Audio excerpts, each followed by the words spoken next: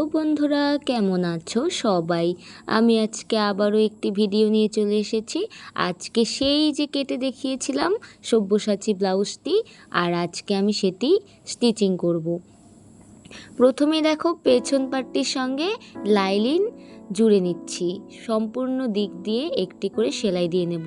তারপর সামনের পার্টগুলো যে কেটে রেখেছিলাম সেগুলিও একটি আরেকটির সঙ্গে জুড়ে নেব, মানে লাইলিন আর মেন কাপড় দুটি একসঙ্গে জুড়ে নেব সাইডে সেলাই করে। আর যে বাড়তি কাপড়গুলো বেরোবে সেগুলিকে কাটিং করে ফেলে দেব। সবগুলি রেডি করা হয়ে গিয়েছে। তারপরে আমি একটির সঙ্গে আরেকটি জুড়ে জুড়ে খাপ বানাবো। এবার সব্যসাচী যে কাটিংটি আছে সেই কাটিংয়ের ওপরে আরেকটির উপরে রেখে তারপরে আমি জয়েন দেওয়া শুরু করব। প্রথমেই দেখো সামনের 1 নাম্বার পার্টের সঙ্গে 2 নাম্বার পার্টটিকে জয়েন দিয়ে নিচ্ছি, বগলের সাইড থেকে জয়েন দিয়ে নিচ্ছি, তাহলে আমার বুঝতে সুবিধা হবে। আর একদম মাপে কেটেছি, নিচের বেলটি একটু বড় কেটেছিলাম, সেই কারণেই বড় হচ্ছে, পরে কেটে দেব। তারপর নিচের বেলটিকেও জয়েন করে নেব। জয়েন দেওয়া হয়ে যাওয়ার পরে তারপর সাইডে যে বাড়তি কাপড়টি ছিল সেটি কেটে ফেলে দেব। আমি এখানে সামনে হুক রাখবো, সেই কারণেই আমি সামনে হুকের পট্টি বানাচ্ছি। হুক পট্টিটি আমি এখানে লাইলিন দিয়েই করছি। তো দেখো আমি ডবল লাইলিন ব্যবহার করছি, যাতে করে আমার হুক লাগালে এই কাপড়ের মধ্যে কোনো সেলাই না পড়ে। তারপর আমি সেই পট্টিটির ওপর দিয়ে একটি করে চাপ সেলাই দিয়ে দিচ্ছি। চাপ সেলাই দেওয়ার কারণ হচ্ছে লাইলিনটি খুব ভালো করে সেট হয়ে যায়। তারপর সামন থেকে 1/2 ইঞ্চি একটু বেশি করে ফোল্ড করে আরেকটি ফোল্ড দিয়ে আমি এখানে দেখো যেভাবে ভাঁজ দিয়ে সেলাই করে নিলাম, তোমরা ওইভাবেই ভাঁজ দিয়ে সেলাই করে নেবে। এই জায়গায় আমি হুক লাগিয়ে নেব। আমি একইভাবে অন্য আরেকটিও রেডি করব, কিন্তু ওই পট্টিটি আমি কাপড় দিয়ে দিয়েছি, মেন কাপড় দিয়ে, সেটিতে হুকের ঘরটি থাকবে। তারপর আমি একটির সঙ্গে আরেকটি রেখে পিন লাগিয়ে নিলাম। পেছন পার্টটি রেডি করব, সেই জন্য আমি 4 ইঞ্চি 4 ইঞ্চি করে একটি মাপ দিয়ে নিচ্ছি। আমি এখানে টেকিন দিয়ে নেব। ব্লাউজের পেছন পার্টে টেকিন দিলে খুব ভালো ফিটিংস আসে, এই কারণেই টেকিনের মাপটি দেওয়া। দেখো টেকিনটি দিয়ে নিয়েছি, যেভাবে দিলাম অন্যদিকেও একইভাবে দেব। তারপরে সামন পার্টটি যে রেডি করে রেখেছিলাম সেই সামন পার্টের সঙ্গে পিছন পার্টের কাঁধের সঙ্গে জয়েন দিয়ে নেব। কাঁধ জয়েন হয়ে যাওয়ার পরে বাড়তি কাপড় থাকে তাহলে সেটিকে কেটে বাদ দিয়ে দেবে। এখানে আমাদের একদম মাপের পেছন পাটটি রয়েছে, সামন পাটটি একটু আধটু বড় হলে হতেই পারে, সেটিকে মেপে মেপে কেটে ফেলে দিতে হবে।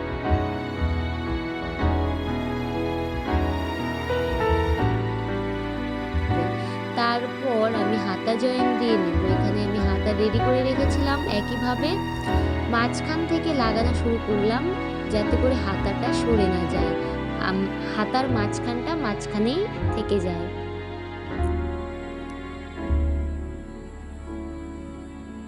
সম্পূর্ণটিতে সেলাই দেওয়া হয়ে যাওয়ার পরে মাঝখান থেকে আবারও শুরু করলাম আমি এই সাইডটি সেলাই দেওয়ার জন্য। এই দেখো সেলাই হয়ে গিয়েছে। এবার আমি পাইপিং লাগাবো। পাইপিংটি আমি রেডি করে রেখেছিলাম।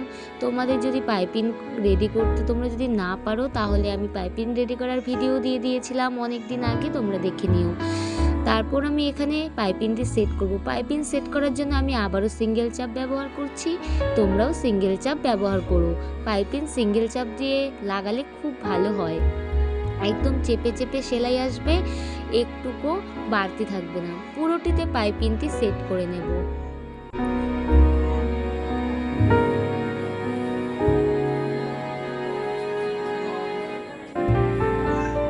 পাইপিংটি সেট হয়ে যাওয়ার পরে আমি হাতাতেও সেট করে নিয়েছি। এবার এই পাইপিংটি লাগানো হয়ে যাওয়ার পরে আবার ডবল চাপ ব্যবহার করছি। এবার ফোল্ড করে কাপড়টি ভেতর দিকে মুড়িয়ে তারপরে সেলাই দিয়ে নেব। একইভাবে হাতারটিও সেলাই দিয়ে নেব।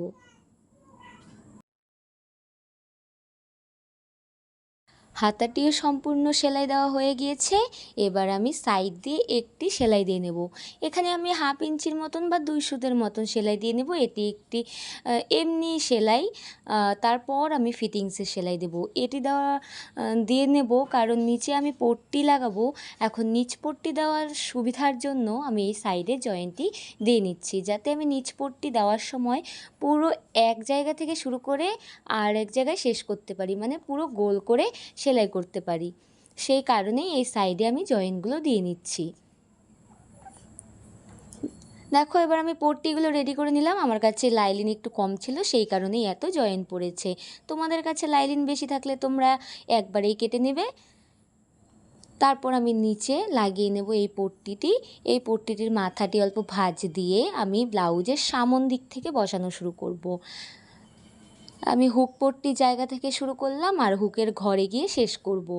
পুরোটিতে এইভাবে লাগিয়ে নেওয়ার পরে আবারও লাইলিনটির ওপরে একটি করে চাপ সেলাই দিয়ে নেব।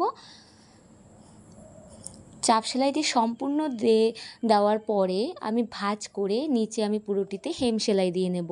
আমি হেম সেলাইটি আর দেখালাম না, তোমরা তো সকলেই জানো হেম সেলাই দিতে হয়। তারপর ফিটিংসের সেলাই দিয়ে নেব। ফিটিংসের দাগ আমি দিয়ে দিয়েছি, তোমরা তোমাদের মতন করে ফিটিংস করে নেবে। ফিটিংস হয়ে যাওয়ার পর হুকও লাগিয়ে নিয়েছিলাম। এবার তোমরা পুরো লুকটি দেখো কেমন লাগলো এই ব্লাউজটি। সকলেই জানিও। সকলেই সুস্থ থেকো, ভালো থেকো, আবার দেখা হবে, টাটা।